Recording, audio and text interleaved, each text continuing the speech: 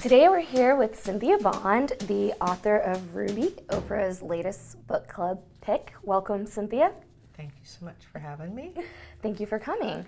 I thought that we would start off with the Los Angeles Review of Books review of your book by Angela Flournoy, and I've got an excerpt of the last paragraph. It's a little long, but I think it's worthwhile. And she says, "I've been evangelizing about Ruby to my friends, but I have been lying to them. These are young women of color with jobs, children, and student loans to think about. Their days are often peppered with minor insults and microaggressions. If I tell these friends the whole truth of a novel like Ruby, that as much as it is a beautifully wrought ghost story, a love story, a survival story, it is also a multi-generational story of rape, they will not read it. They're not eager for reminders that freedom and triumph are not supposed to be theirs. They're busy trying to create something else to be, so I give slant synopsises in the hopes of putting a few of my homegirls onto this wonderful debut, which manages to defy any summary I can give, as only good books do. I've lied for worst reasons." You know, part of working on this book and part of the process of talking about the book has been hard. Yeah, absolutely. It's been hard for me too but a friend of mine gave this book to one of his best friends, and she read it, and she was and he gave her the warning, there's heavy stuff in there, and then she read it, and she gave it to someone, and she thought, she almost gave the warning, and then she said, you know, I'm not going to give this warning. She said, because really what this is, you know, in her words, this is a beautiful book. It's written in a beautiful manner, and through the act of doing that, there are these lessons that are in there, but it is not a true crime story. Absolutely. It's not salacious. Yeah, and my goal in writing it was to create a piece of artwork that was beautiful, that dealt with some of the things that are part of our time. Absolutely. But not to drag people into this. And so I have heard that, but I've also heard the other part of it. Well, I think you absolutely accomplished your goals. This is a beautiful piece of artwork. You have 1,001 ways to say brown. So are you the type of writer that writes bare bones and then goes back and revisions and builds the work up? Or are you the type of writer that writes, and then has to prune the writing back? I think both. I think I wrote this over such a long period of time. I wrote it, you know, I started way over 10 years ago. It was a 900-page book, and I was told gently that I needed to break it up. Yes. And so then I spent 4 years working to create a separate standalone book, taking those notes. So over the course of that time, I've written it many different ways. It started in a writing workshop, just started in a class that I went to every week. I had notebooks full of scenes. Then I took those scenes and I wrote them on Post-it notes, and I had a clothesline in front of my desk, and I literally put all those scenes on there with clothespins, and I shuffled it around. I love that idea. So I just wrote it, but even writing it, you need a map and you need a structure. And I realized that after I started. Yes. So I'd written really probably the first 200 pages, and then I was like, I need a map. Yes. And so then I went back and outlined the first 200 pages that I'd already written, and then created an outline for the rest of the book. The time period of your novel overlaps with the Second Great Migration. And one of my professors frequently talks about how most stories are about people who go, the people who stay, and the people who come back. And I noticed that those three categories are absolutely crucial to this time period in American history and Black history, and are represented within your novel. That's really true. And my mother, you know, I think the best way to tell big pieces of history and is through, I mean, because obviously as a fiction writer, I tell it through individual stories. But this was my mother's experience. She is an educator and has become quite successful in that field. But she grew up on this little bitty town. And this town was a little town called Liberty Community, an all-Black town. That's where Liberty Township is based upon that. And, you know, it was all about getting away, leaving this town. And so many people wanted to do that. So many people in my family passed for white and decided to make that migration and then blend into, they moved up and the mantle of their Blackness fell down and cracked, and then they lived as white. So, but Ruby does that too. She's there, she leaves, and then she's dragged back. And you, and Angela kind of mentions this in her review, and and Ruby really is a story about the multi-generational trauma of slavery, of passing, and how that trauma is passed down and down to the next generation. And you've spoken quite a bit about how writing this book really kind of saved your life. Was that because you felt like it broke that chain, or was it more that by being able to write about your trauma, you were able to kind of see it in a different perspective? Well, I think many things. I mean, I teach therapeutic writing to at-risk youth. That is purely the act of getting words on a page to heal. And I think that that's what this started as. I was just started in a writing class and to get words out. But once you commit to writing a novel, it becomes an act of craft. Absolutely. And so it is this internal journey. I think all writers pull from their lives, their families' lives. They do that, but it is craft. It is crafting something, and it's hard work. That act of crafting. I've often said that writing a novel is like running a marathon with a constantly changing finish line. That is the act of writing a novel. However, yes, I think that when I started writing, I was probably angry at just the state of things in the world. I was also a social worker. I saw a lot of injustice. And then as I worked on it, I evolved as my character evolved. And I honestly just started liking people more. You know? That's great to hear. Yeah, and I stopped being so angry as I think Ruby did. And then my message was, yes, of course, this is a story of this line that has been happening within this family. But it really is the arc of the story is one of healing. It's one of, and one of my favorite books is Viktor Frankl's A Man's Search for Meaning, and it is a memoir of a Holocaust survivor. And so, I mean, there's very difficult things in this book, and it's a true story, so it's even more, and it's one of the most beautiful books I've ever read. You've written fiction here, but as you've gone on the circuit and you're giving interviews, you're being asked a lot about your life and your personal experiences and your personal trauma.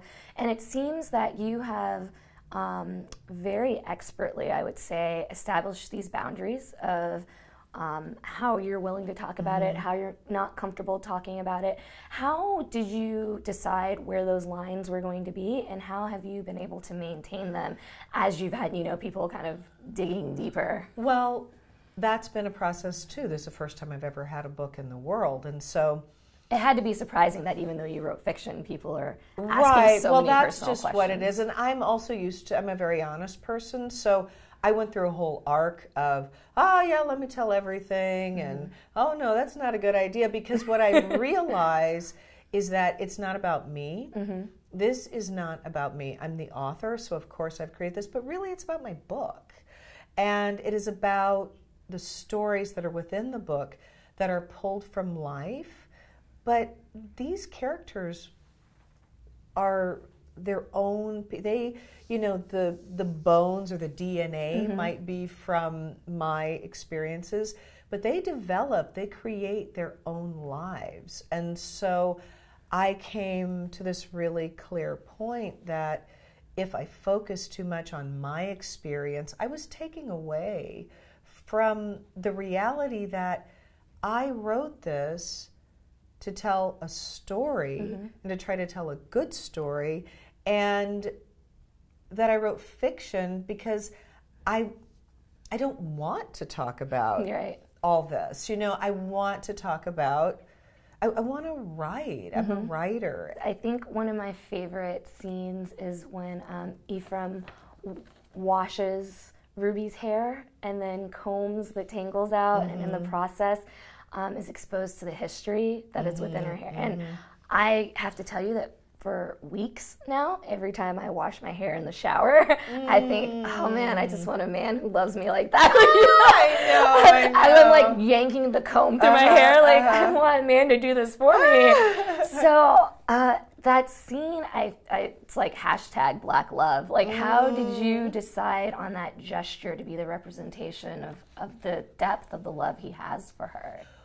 Well, many things. I mean, first of all, I was in this class and there was a beautiful writer, and she wrote this piece called My Mother Lives in My Hair.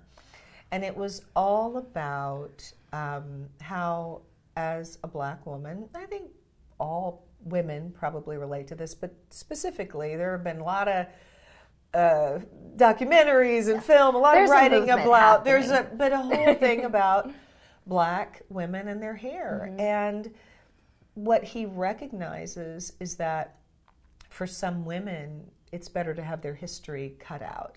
But for her, he says she needed her past to find her future, her present. And so the other great thing about being a writer is that you get to write about your fantasies. Like Ephraim cleaning that house. I am a horrible slob. I have always wanted somebody to come in. Baseboards. No, I want somebody to come in and clean my house. So I just wrote it all, you know. And I was wondering about Christianity in Liberty. It seems almost like it's being used as a tool to like progress this crabs in a bucket mentality when people see that Ruby has found love and they don't want that. They want to pull her back down, pull her back where they're at. I mean, first, the townspeople, I just want to touch on that because a big part of what I wanted to do in this book, because my mother used to tell me all these stories, and they were funny stories. And that is something I really wanted to have in the book, where these stories of these people's lives that are really, you know, those conversations on the P&K porch or in the church, that's part of what I heard about growing up. So that's the first thing. It felt like a nod to Zora Neale Hurston. Well, of course. I love her. She's my favorite author. I've read that book more than I've read my favorite too. any other book. It just speaks to the marrow of my bones. I love, love, love that book. But, you know, and there's nothing anti-Christian in the book. I'm not making a commentary about the religion or anything like that, you know. But what I am making a commentary about is more the hypocrisy of how that has been convoluted in this country a great deal, to say that there is this narrow opening to reach God right. spirituality, whatever you find, that there's this very, very, very narrow aperture that you can, and it closes often if you, right. you know, depending on, you might miss it. And this is the only way. And I think that so many people are harmed. And when I was working, you know, I was in Hollywood, and I was on the streets of Hollywood, and I was working with a lot of young people who were thrown out of their homes for being gay and lesbian. You know, I mean, right. like literally, their parents would read a journal, they'd be walking home from school, and a bunch of kids would come running to them saying, "Oh, your stuff's all out on the yard." And they were sleeping in Plummer Park that night because they had no place to be. Over and over and over again, I heard these stories. And so this idea of religion and how it is used as a tool to harm people is part of what I was writing about in the book.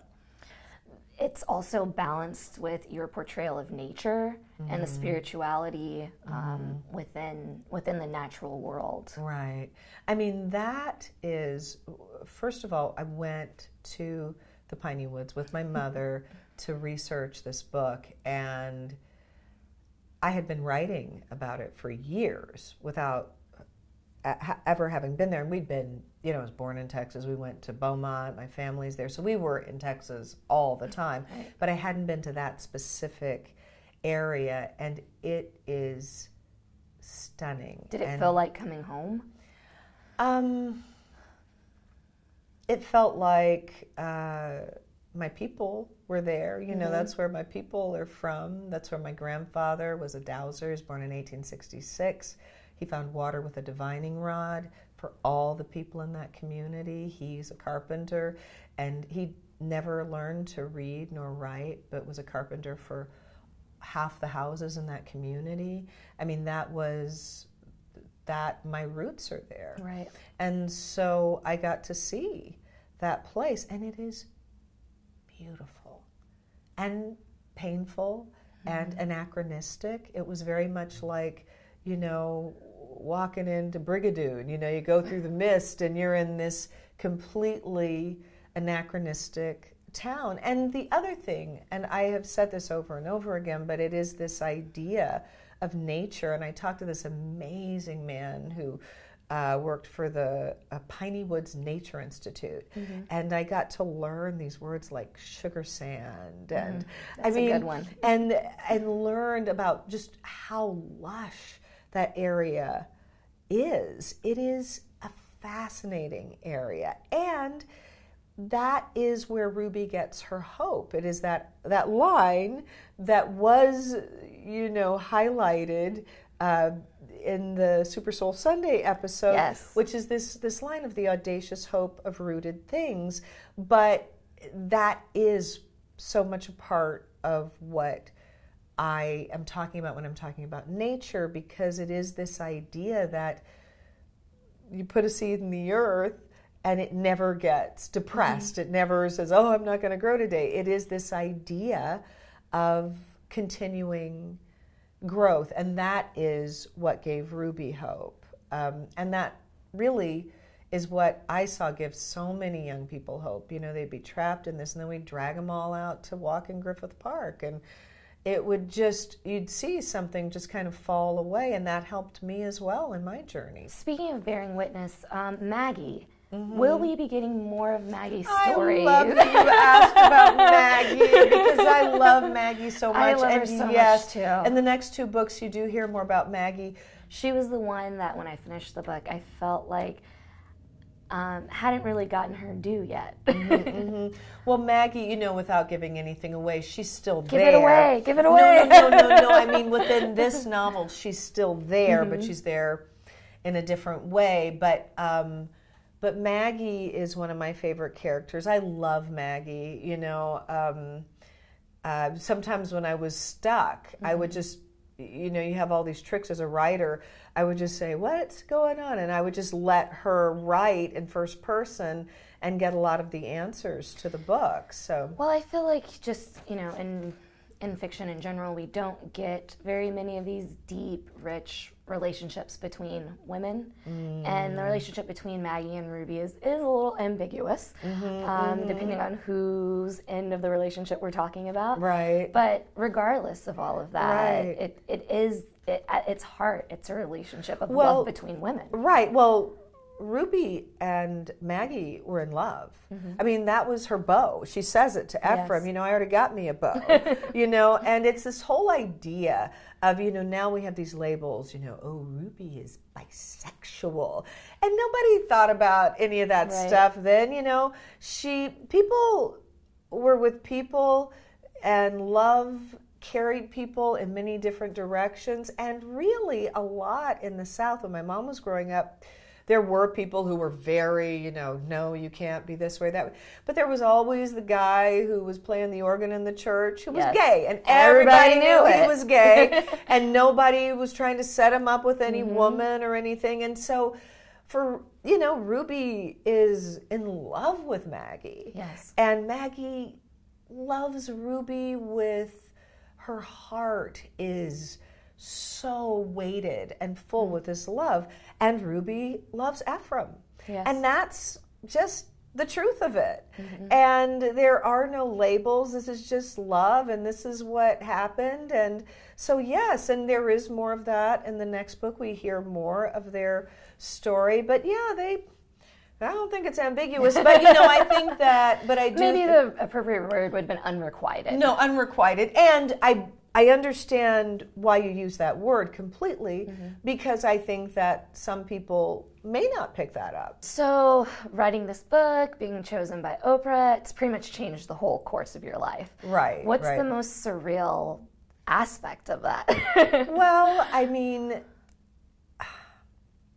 there's so many. I mean, a lot of it has to do with my daughter, and you know, I have a 10-year-old kid, and I couldn't tell her, you know, when we first found out that the book had been selected for the book club 2.0, I couldn't tell my kid. I had to keep it a secret from everyone. And so but we'd gone and we'd done the magazine story, and I'd met her, and an amazing, kind, generous woman.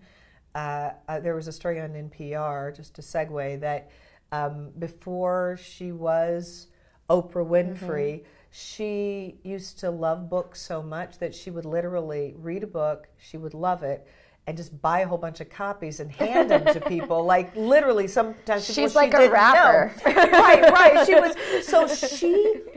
loves literature, and she reinvigorated the publishing industry. Oh, absolutely. She got America reading again, because there were some people who have always read, and she's got America reading some challenging things, some themes that, you know, mainstream America might not necessarily be interacting with on a daily basis. Right. So when we did the magazine, and I was able to tell my daughter, I opened the page, and she saw me in this magazine, this 2-page thing, which I was like, oh my God. But she was just like, she screamed, and then she ran out of the room.